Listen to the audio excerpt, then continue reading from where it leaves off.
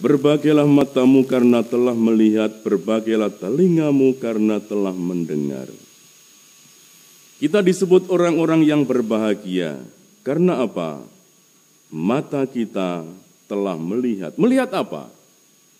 Melihat karya Allah yang agung pada diri orang-orang yang sederhana. Mata memang jendela jiwa. Dan ketika jiwa kita mampu melihat karya Allah melalui hal yang kecil, itulah orang yang berbahagia. Banyak orang tidak mampu melihat ketika Yesus mulai berkarya. Mereka justru menolak, melawan, mempermasalahkan. Justru orang-orang kecil, orang-orang sederhana yang mampu untuk melihat karya agung Allah ini. Memang Yesus menyatakan, ya banyak nabi dan orang benar ingin melihat apa yang kamu lihat, tetapi tidak melihatnya. Orang-orang dunia juga yang dilihat apa? Sesuatu yang besar, yang spektakuler. Maka Yesus menyatakan, ya justru berbahagialah orang yang mampu melihat rahmat Allah yang sungguh amat sederhana, yang ada pada diri orang-orang kecil, atau melalui hal yang sangat sederhana.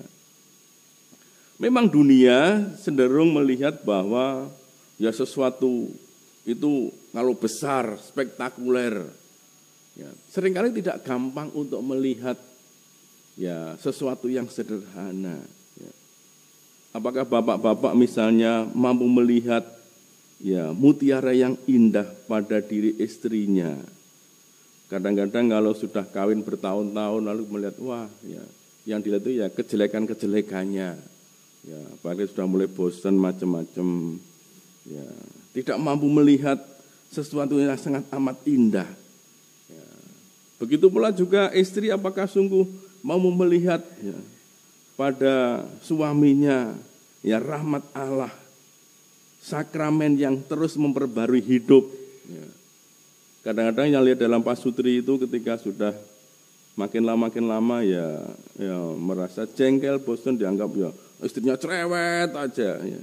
Di tengah-tengah kecerewetan itu apakah mau melihat rahmat Allah di balik itu? Ya. Itu bukan perkara mudah. Ya. Tapi Tuhan memperlihatkan bahwa ya justru kerajaannya yang nampaknya kecil, ketika mata hati kita mampu melihatnya, di sana orang melihat rahmat keselamatan itu. Maka hari ini kita memperingati Santo Yoakim dan Santa Ana.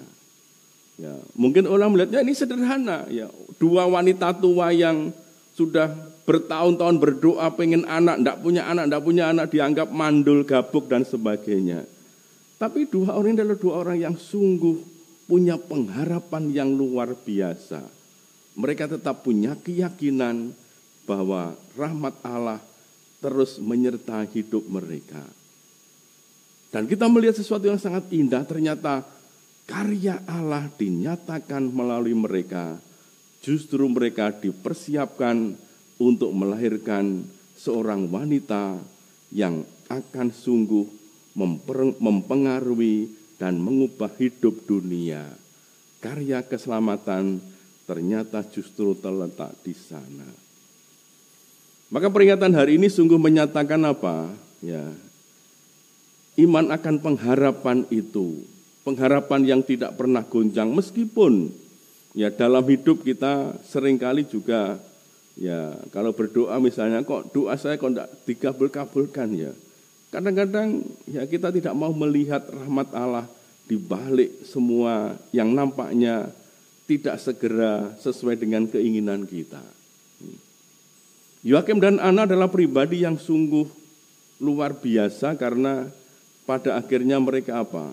Mempersembahkan buah hati yang paling indah untuk Tuhan sendiri dengan mempersembahkan Bunda Maria buah hatinya kepada Tuhan. Yoakim dan Ana yang memang mempersembahkan Bunda Maria, Maria kecil ini ke Kenisah, dan dia dididik di Kenisah, dan sungguh ya, kita bisa melihat pribadi yang luar biasa tentu saja juga mereka telah mendidik Bunda Maria ini dengan keutamaan-keutamaan yang luar biasa. Sesuatu yang nampaknya memang kecil, sesuatu yang nampaknya sederhana, tapi justru di sana rahmat Allah sungguh luar biasa. Berbagilah telingamu karena telah mendengar. Ya, kalau kita sungguh mendengar segala yang baik, mendengar sabda Allah dengan penuh ketekunan, kita bisa disebut sebagai orang yang berbahagia. Memang tidak gampang mendengar itu. Orang lebih suka berbicara daripada mendengar. Tapi mendengarkan sabda Tuhan, mendengarkan suara Tuhan di tengah kebisingan hidup sekarang ini, itu sesuatu yang amat indah dan Tuhan menyebutnya sebagai yang bijaksana.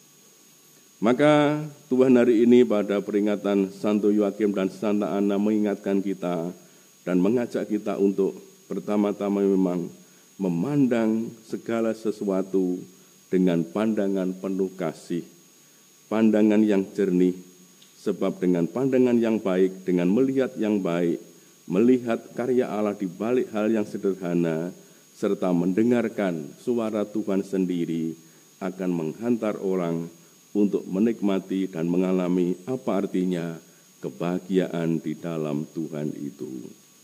Semoga teladan Santo Yoakim dan Santa Ana sungguh memberikan kekuatan peneguhan kita agar di tengah gelombang kehidupan kita ini, di tengah hiruk-pikuk hidup dunia ini, kita mampu untuk melihat yang sebenarnya, melihat karya Allah, serta mendengarkan suara-suara Allah yang akan menuntun kita kepada kelimpahan di dalam hidup. Tuhan memberkati kita. Amin.